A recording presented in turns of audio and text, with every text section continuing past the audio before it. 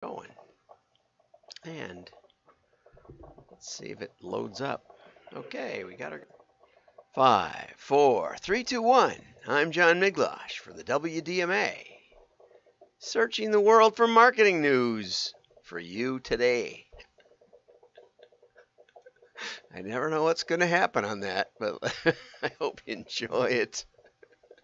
Anyway, let's get over to the serious stuff, the serious news. Okay, so Larry the Cat. I didn't know who Larry the Cat was, but Larry the Cat is the official number 10 Downing Street Mouser. And these are some of Larry's best moments. This goes on for quite a while. This is my favorite part. Larry goes after a pigeon right in front of the press corps.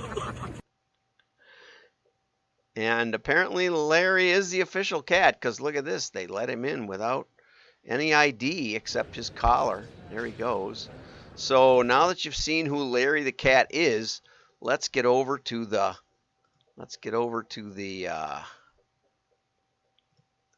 Larry the Cat story. Larry the Cat throws his collar in the ring. If you had the choice, who would you vote for? Larry for leader. Okay, and here's apparently Larry the Cat is doing a paw-in campaign for leader of the Tory party, and the serious part about it is that there's 160,000 Tories, and they're picking, apparently they have control of the parliament, and they're picking the prime minister for 67 million people. So I know nothing about this process, obviously, but you know, the party is the Tory party, and there's 160,000 registered members. Okay, not that many. And they picked Boris Johnson, which caused kind of a stir because they're like, why should these people pick? And once the party gets control of the parliament, then whoever's the head of the Tory party gets to be prime minister. That's the way it works, it seems like to me. So most people in the UK apparently don't register as a party member of any party. And so it doesn't take that many committed people to get control of the party. And that's the issue that we're debating here. But, you know, it is the way it is. So start your own party or round up more members to, you know, fill out the Tories better. If 67 million people choose not to be part of a party, then don't complain about the party that the pepper that Peter Piper picks. Okay, let's go over here. Okay, now Dove started a campaign called Keep the Gray. Okay, we'll get over to that now in a second. Let's get over to that. And now we're over here. And this is the campaign. It's very short. Women with gray hair are being edged out of the workplace. Nice piano music. So Dove is going gray. It went from gold to gray. And they want you to change your profile picture to gray. And that's it. I thankfully don't have to do any of that photo editing on my profile picture. I think if you've seen me on LinkedIn, let's see. I don't know if I'll even get in if I go over here. Let's try and get my profile picture. I haven't updated it lately, and it probably won't log in on this. Oh yeah, it does. Okay, so here's my profile picture. Nice and gray, plenty of gray. So you see how, and it turns out when you go on LinkedIn, you get me live. How weird is that? I forgot about that. So anyway, we'll turn that off. That is spooky. That's super spooky. So anyway, I'm trying to figure out where I am here. I've got too many screens going. So anyway, what happened was Dove launched a campaign in 2004 called Real Beauty, and they had all different types of women. And you know, we have a second women's story in a row from yesterday. We were talking about Serena Williams and what a great tennis player she is. Serena, I left this out, but Serena was victim of the worst referee call in the history of sports. She was down a break point, and it was a match point. but she was serving, and she could have tied it up, and we could have had a tiebreaker and stuff, But the third set match. So she was serving, and she faulted her first serve, and so it's her second serve. But she can put it in and probably win the point and get back. And we at least have a few more exciting rallies to watch. And the line judge calls a foot fault, which they never call. And it doesn't, whether you touch the stripe or not, it's not like long jump where that will give you a millimeter more distance. This doesn't help your serve really at all. You could serve up a foot closer or farther back, doesn't matter much. But anyway, calls a foot fault. That gives Serena's opponent, how I don't remember, a point, gives her the game, gives her the set, gives her the match. Match over. And of course, I probably shouldn't share my feelings on this, but, something like what they did to Samson, so that this person never watches another tennis match, would be somewhat appropriate. Whenever the refs get into the game at that level, they don't belong as refs. Anyway, and she was denied a chance to even play for the final points. But anyway, so Dove back there did a thing on all sorts of beauty, and Laura Douglas has said, at Dove's Canada branch manager, said Dove has had a long-standing history in terms of real beauty and everything that campaign stood for, and will continue to stand for that. But what really triggered this whole thing, they say, is that Lisa Laflamme, I suppose it's pronounced. Us English speakers would say Laflame, but it's probably Laflamme. Anyway, she was one of the anchors on CTV, Canadian TV National News, and she allowed her hair to turn gray, and they fired her. And some executive apparently said in a meeting, who gave her the okay to let Lisa's hair go gray, and that got public outrage. And so Dove did that, and Wendy's, I think I have a picture of Wendy's, but anyway, Wendy's in Canada turned the little red-haired girl Wendy into a gray-haired little girl. Okay, but Anthony Chevalnathan,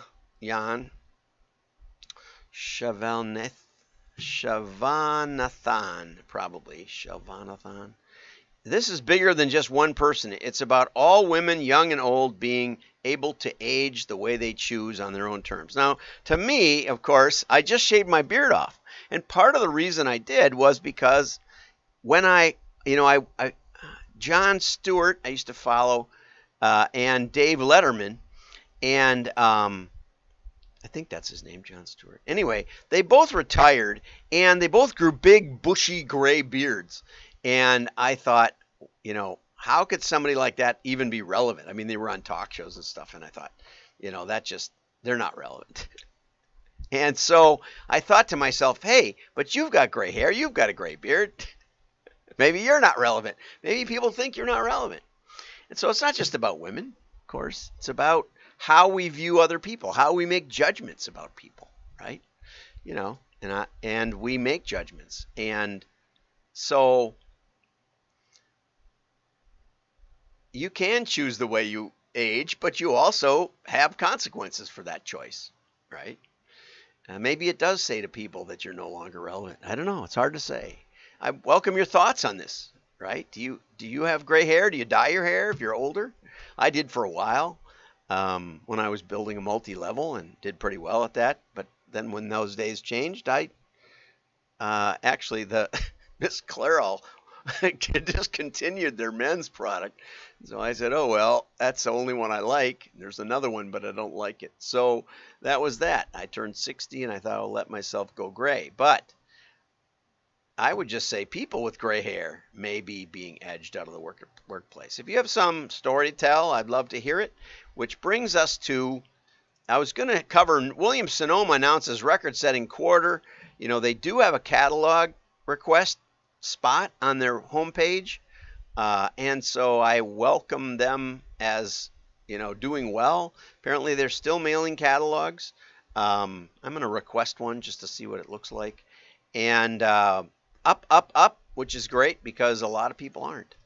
Okay, what no really means. This is a great article. I just want to read it to you.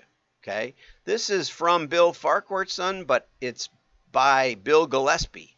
And we'll look up Bill and try to find out which Bill Gillespie this is, because there's probably a few of them.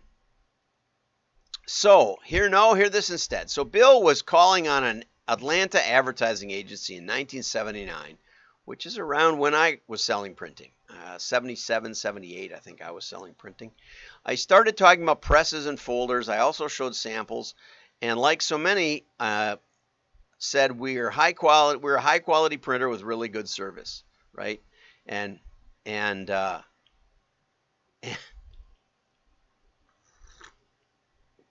Matthew Parker, says that's just death. Everybody has high quality and good service, right? They wouldn't even be in business if they didn't have that. But anyway, the prospect grinned and stops him. And Bill says, Bill, I'm sure all that's true, but I have a printer. I work with them daily. They take great care of me, and I'm not interested in changing. Then he told me who they were, and Bill said back to him, I hear this everywhere I go. Tell me about them. They must be awesome. And he was happy to do so. So for several minutes, he said, this guy called on me as a cold call, and they've grown to be friends and trusted printing partners. And I wanted to mention John Martin, one of my favorite printing salespeople. I watched him hit a hole in one at a golf outing. It might have been a WDMA golf outing. I think it was. And unfortunately, he has a fairly common name, and I've never been able to find him. So if you know John Martin from Webb, I introduced him to Jack Miller at Quill Corporation, and Jack called me up later and he said, what's the deal with this printer? And I said, what do you mean? He said, well, John Martin's, he's 10% lower than everybody else.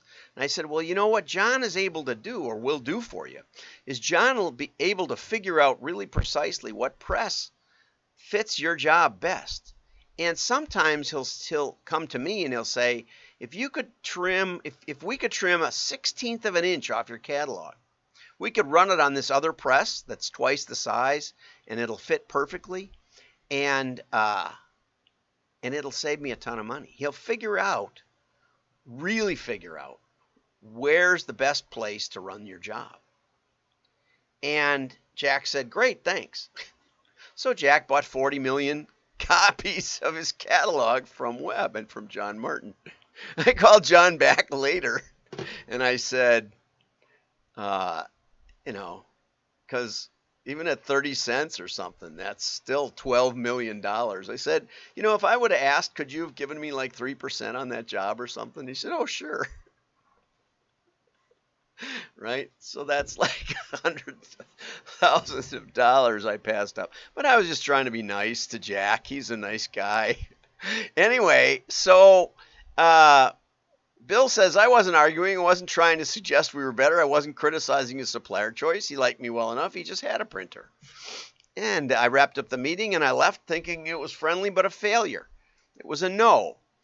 But a couple days later, the advertising guy called him and threw him a little print job and then another little print job. And before I knew it, we were working together weekly. And eventually his favorite printer was purchased by another company. His rep retired. And so no doesn't mean no in sales. It means not now or not yet. This is where most reps stop trying. Listening is selling and talking is preaching. That's what I do, preach. But really the reason I started this show is to hear from you. And I get a lot of likes. I'm getting more likes on a regular basis. I have some regular people, but they don't ask me hard questions. They don't challenge what I say. And I really encourage you to do that. And if you really want to challenge things, come over to a real meetup. We're meeting in Minnetonka next Thursday, a week from tomorrow, at 6 p.m. at Jimmy's Kitchen in Minnetonka. And we'll be also having a meetup September 14th out in Boston on Wednesday night.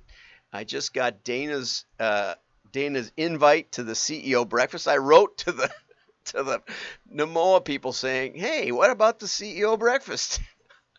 I try to contribute. I think I did okay, And sure enough, this morning Dana's email came, and I laughed a little bit because I really enjoy that. And partly because a lot of times we see the same people, and sometimes they have different issues they're dealing with.